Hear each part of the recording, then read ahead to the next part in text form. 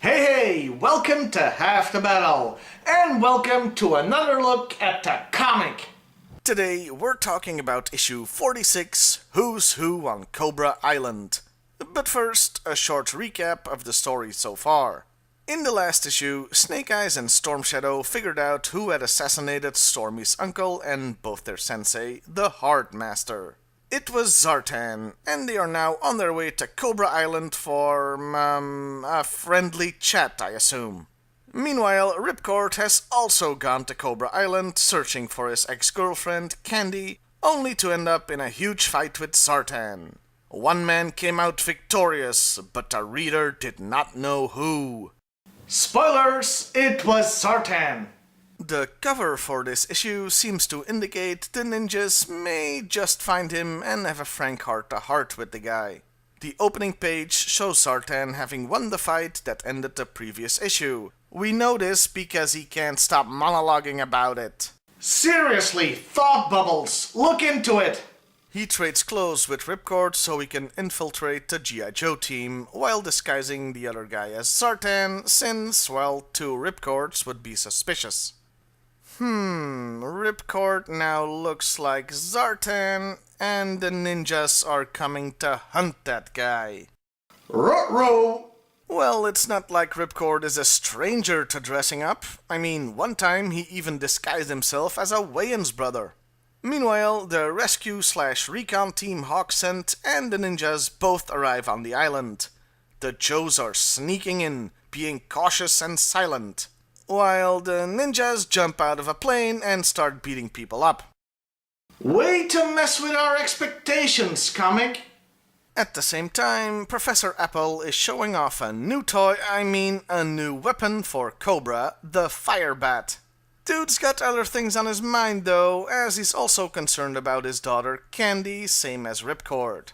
Additionally, he's worried Zartan hasn't reported back yet, so he goes looking for him. He finds who he thinks is Zartan, but is really Ripcord in disguise, and takes him back, while putting the entire island on alert since a wounded Zartan means there's intruders around. By the way, there's one page where we go back to G.I.Joe headquarters, which is only relevant for one reason: another new toy. Hawk, having been promoted to General, is returning to the pit wearing his new battle fatigues, aka his second figure's outfit.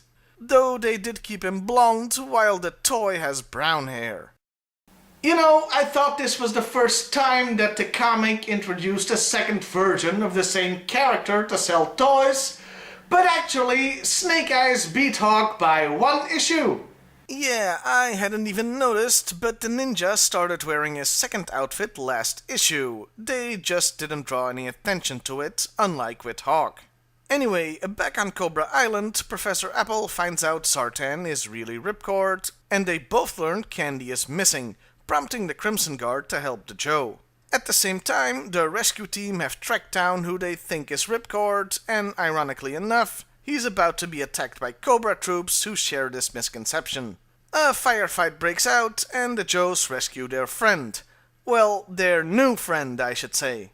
I'm glad to note they are not total idiots and notice Zartan becoming invisible, as well as inconsistencies in his uniform. Whether or not they act on this weirdness, well, that's something we'll have to find out next issue.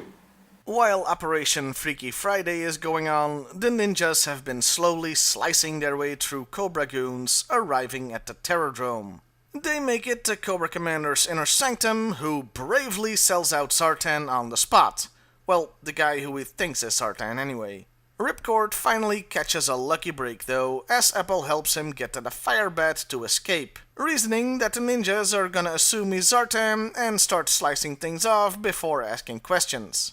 Sure enough, when Storm Shadow finds them, he goes in for the kill, only to be stopped by the Professor for a moment, who takes a sword slash for his troubles, allowing the jet to take off. Snake Eyes manages to save Stormy before he's incinerated, but Professor Apple isn't so lucky.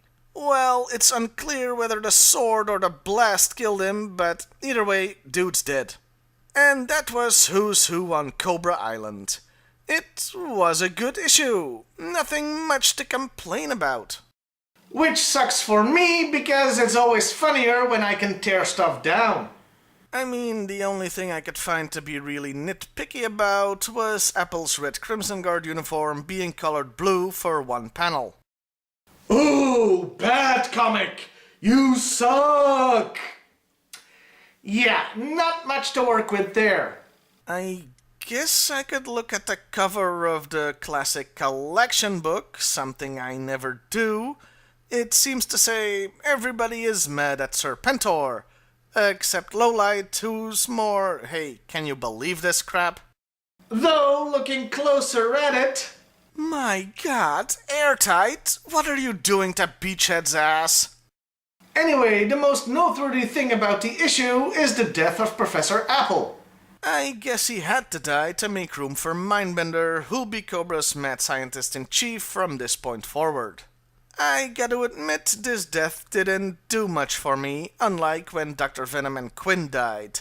This was more, meh, so what? Sure, Apple redeemed himself in the end, giving his life so Ripcord could escape to find his daughter, but on the other hand, this is a man that named his daughter Candy Apple. Yeah, I don't think that's redeemable. Overall, this was a solid issue that starts and keeps up the mistaken identity extravaganza nicely, and makes you look forward to see how the story will turn out. See you next time, everybody, and hey, why not like, share, and subscribe if that's your thing?